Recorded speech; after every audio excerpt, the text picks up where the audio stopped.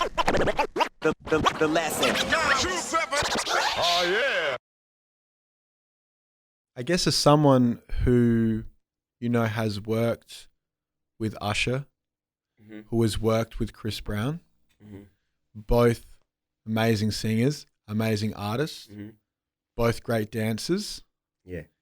Usher versus Chris Brown. Who you got your money on? Man, right now, or you want to say like the peak and the peak? That's not a fair. Well, let's do. I mean, right now, I think you'd have to say Chris. Yeah, that's what I'm saying. Like right now, but Chris I'm is saying, younger. He's, but I'm saying, but Usher still be like, I guess. You know what I'm saying? I guess for you, who's had the biggest influence? Yeah. From Usher, it's been more of he taught me things that he didn't know he was teaching me by being himself. Chris Brown taught me things by just being around him and we creating together. You know what I'm saying? So when I'm in there with Usher and I'm doing things, he's like, woo! You know what I'm saying? I'm like, bro, that's all you. I'm doing you.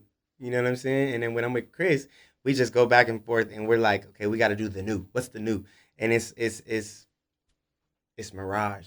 You know what I'm saying? Like, listen to Mirage. Listen to those cadences and those verses. You ain't heard that. You know what I'm saying?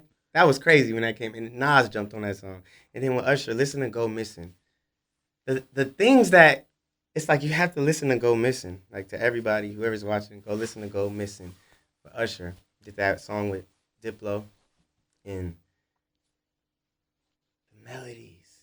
You know what I mean? Like the songs that I was doing with these guys when we would create, they were different. They weren't just R&B songs. They were like, damn, like not just your average R&B song. Yeah, because when you link, you gotta make something special. It's like, okay, I just got in the studio with BJ, the Chicago kid, who's extra special of an artist to me. I've been a fan of him before I got to work with him. I've been a fan of him for 10 years, and we just did a song together. And it's like every time we was in a booth, I was like, hey, bro, I'm going crazy.